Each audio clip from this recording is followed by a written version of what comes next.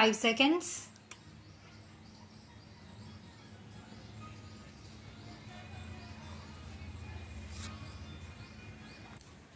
Mr. Deputy Speaker, this is a measure which we think is being rushed through the House in an atmosphere of mystery. Even the Honourable Member, who has been associated with the Public Accounts Committee for such a long time and who is now the present chairman of the PAC, has put forward his views very eloquently to tell us how this is a matter of great complexity and is sought to be rushed through without proper details being made available to the members of Parliament. Why this attitude is being taken by the government? Suddenly, after so many years, government feels one night that they must have audit separated from accounts and promulgate an ordinance.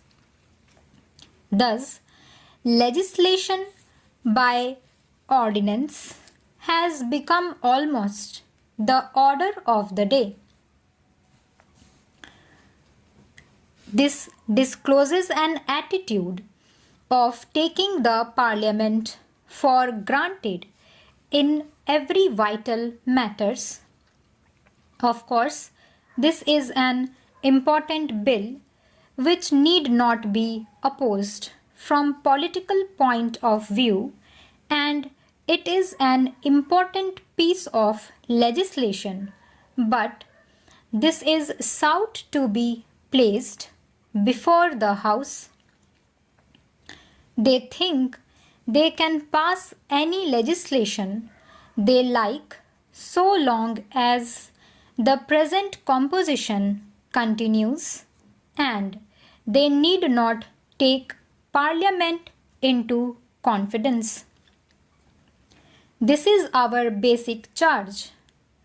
We are being asked to give our thoughts to a piece of legislation which requires very thorough study.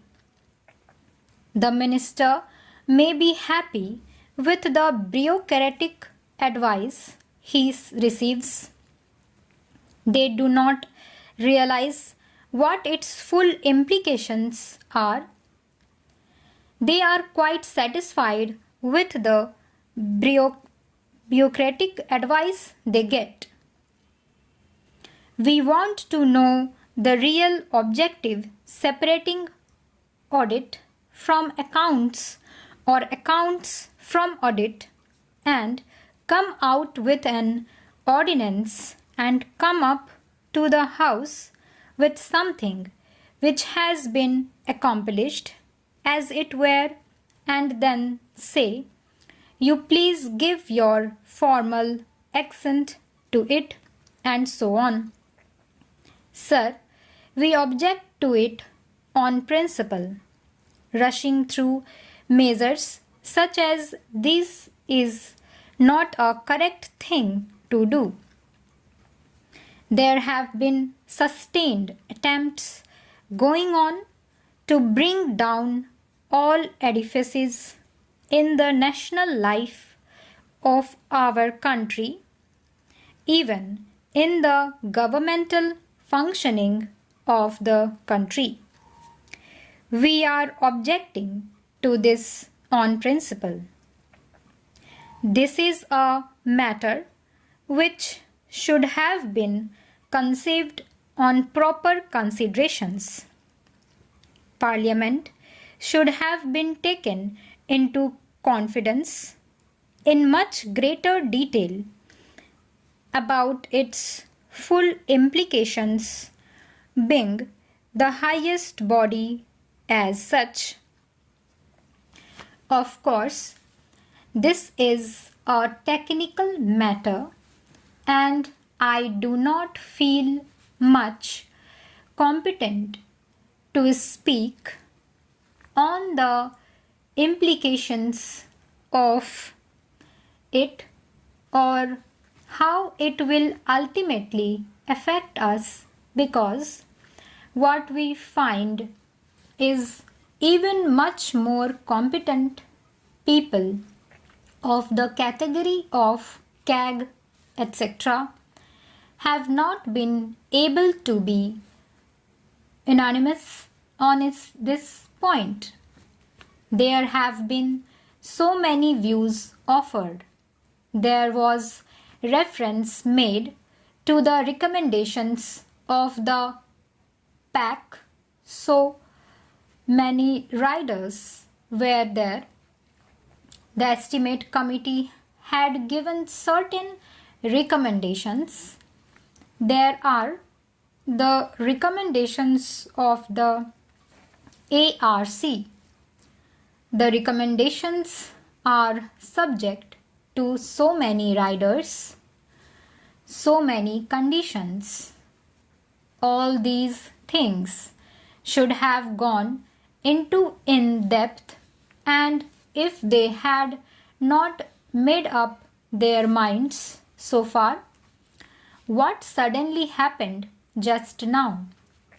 Why should they pass an ordinance on the 29th of February? Why cannot they wait for 7 days for the House to reassemble? They just come to this House with this attitude which cannot be appreciated. In the statement of objects and reasons, they have stated the circumstances necessitating legislation by ordinance. It appears that they have made up their mind to do it with effect from 1st April. To complete the exercise before that date, without taking the view of the legislature, the executive has come to a decision, and they have stated, as it were, implementing the decision. To start with, they want to do it in connection with 3 ministries. The present accounting system applicable to most ministries and departments is essentially external to financial management functions, where the payments are made by the treasuries and accounts are compiled by the audit and accounts offices under the control of the Controller and Auditor General on the basis of initial and subsidiary accounts received by them from the treasuries. This system worked fairly well when governmental business was limited. With the increase in the volume and variety of governmental outlays, the system has proved inadequate to the administration's stakes, and separation of accounts from audit had to be thought of.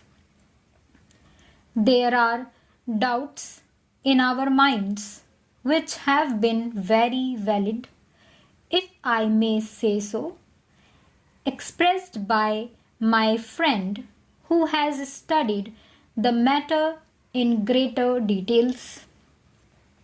Therefore, we submit that this is not a matter which should be hurried through. As the Honorable Speaker on the other side said just now, we are still in the dark and we are trying to make a study of the matter. He says, maybe the management control will be good. But we must know about the task forces whose reports are not available. Stop.